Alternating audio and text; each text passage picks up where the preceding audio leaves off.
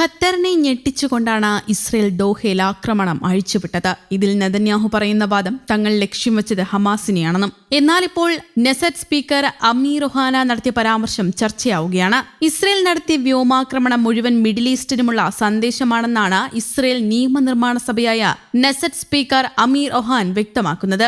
സ്ഫോടനത്തിന്റെ വീഡിയോ എക്സിൽ പങ്കുവച്ചുകൊണ്ടാണ് സ്പീക്കറുടെ പ്രസ്താവന. ഇതാദ്യമായാണ് ഖത്തറിൽ ഇസ്രയേൽ സൈന്യം ഇത്തരമൊരു ഓപ്പറേഷൻ നടത്തുന്നത്. ഇസ്രയേൽ പ്രതിരോധ സേനയും സുരക്ഷാ ഏജൻസികളും സംയുക്തമായി നടത്തിയ നീക്കമാണിതെന്നാണ് സൈന്യത്തിന്റെ വിശദീകരണം. അമേരിക്കൻ പ്രസിഡന്റ് ഡൊണാൾഡ് ട്രംപിന്റെ അനുമതിയോടെയാണ് ആക്രമണം നടന്നതെന്നാണ് ഇസ്രയേൽ മാധ്യമങ്ങളുടെ റിപ്പോർട്ട്.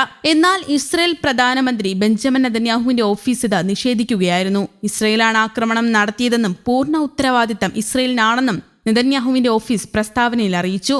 ഹമാസിന്റെ പ്രവാസ നേതൃത്വം ഖത്തറിലാണുള്ളത്. ഇസ്രയേലും ഹമാസും തമ്മിലുള്ള ചർച്ചകളിൽ ഖത്തർ ഒരു മധ്യസ്ഥ രാഷ്ട്രമായി പ്രവർത്തിച്ചു വരികയായിരുന്നു. ഹമാസിന് വെടിനിർത്തലിന് ഡൊണാൾഡ് ട്രംപ് അവസാന മുന്നറിയിപ്പ് നൽകിയ അതേ ആഴ്ചയാണ് ആക്രമണം നടത്തുന്നത് എന്നതും ശ്രദ്ധേയമാണ്. ഹമാസിന്റെ രാഷ്ട്രീയ ആസ്ഥാനത്ത് നേരെ നടന്ന ആക്രമണത്തെ ഖത്തർ അപലപിച്ചു. ഭീരുപരമായ ഇസ്രയേൽ ആക്രമണമാണിതെന്നും എല്ലാ അന്താരാഷ്ട്ര നിയമങ്ങളുടെയും നയങ്ങളുടെയും നഗ്നമായ ലംഘനമാണിതെന്നും ഖത്തർ വിദേശകാര്യ മന്ത്രാലയ വക്താവ് മാജിദ് അൽ അൻസാരി പറഞ്ഞു. അതേസമയം ദോഹയിൽ ഇസ്രയേൽ നടത്തിയ ആക്രമണത്തോട് രൂക്ഷമായ ഭാഷയിലാണ് ഖത്തർ പ്രതികരിച്ചത്. തിരിച്ചടിക്കാൻ തങ്ങൾക്ക് അവകാശമുണ്ടെന്നും രാജ്യത്തിന്റെ പരമാധികാരത്തിന്മേലുള്ള കടന്നുകയറ്റം അംഗീകരിക്കില്ലെന്നും പ്രധാനമന്ത്രി മുഹമ്മദ് ബിൻ അബ്ദുറഹ്മാൻ ആൽത്താനി വ്യക്തമാക്കി. ദോഹയിൽ ഇന്നലെ രാത്രി നടത്തിയ വാർത്താ സമ്മേളനത്തിൽ സംസാരിക്കുകയായിരുന്നു അദ്ദേഹം. ഇസ്രയേൽ നടത്തിയത് ഭീകരാക്രമണം തന്നെയാണെന്ന് ഖത്തർ പ്രധാനമന്ത്രി കുറ്റപ്പെടുത്തി. മേഖലയിൽ കൂസലില്ലാതെ ഭീകരപ്രവർത്തനം നടത്തുന്നയാളാണ് ഇസ്രയേൽ പ്രധാനമന്ത്രി ബെഞ്ചമിൻ നെതന്യാഹുവെന്നും അദ്ദേഹം പറഞ്ഞു. ഖത്തറിന്റെ പരമാധികാരത്തിന്മേലുള്ള കടന്നുകയറ്റം ഒരു തരത്തിലും അംഗീകരിക്കാനാകില്ല. ചരിത്രം ഈ ആക്രമണത്തെ രേഖപ്പെടുത്തും. വഞ്ചനയെന്ന് മാത്രമേ ഇതിനെ വിശേഷിപ്പിക്കാനാകൂ. അന്താരാഷ്ട്ര നിയമങ്ങളെ മാത്രമല്ല ധാർമ്മികതയും ഇസ്രയേൽ കാറ്റിൽ പറത്തി. ഇസ്രയേലിനെതിരെ രാജ്യാന്തര തലത്തിൽ നിയമ നടപടികൾക്കായി പ്രത്യേക സംഘത്തെ നിയോഗിച്ചതായും അദ്ദേഹം വെളിപ്പെടുത്തി.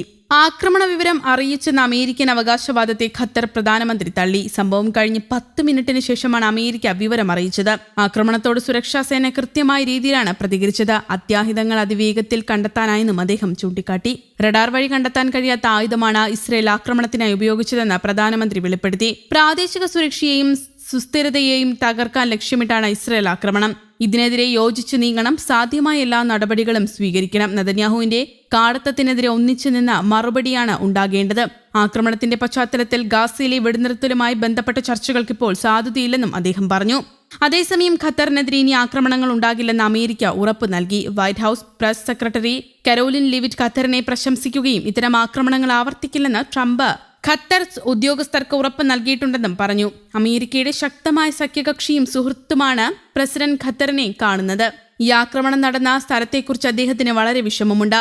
ഖത്തർ അമീറിനോടും പ്രധാനമന്ത്രിയോടും പ്രസിഡന്റ് സംസാരിക്കുകയും നമ്മുടെ രാജ്യത്തോടുള്ള പിന്തുണയ്ക്കും സൗഹൃദത്തിനും നന്ദി പറയുകയും ചെയ്തു എന്നും കരോലിൻ ലിവിറ്റ് പറഞ്ഞു. അവരുടെ മണ്ണിൽ ഇത്തരമൊരു കാര്യം ഇനി സംഭവിക്കില്ലെന്ന് അദ്ദേഹം ഉറപ്പ് നൽകിയെന്നും കരോലിൻ ലിവിറ്റ് വ്യക്തമാക്കി.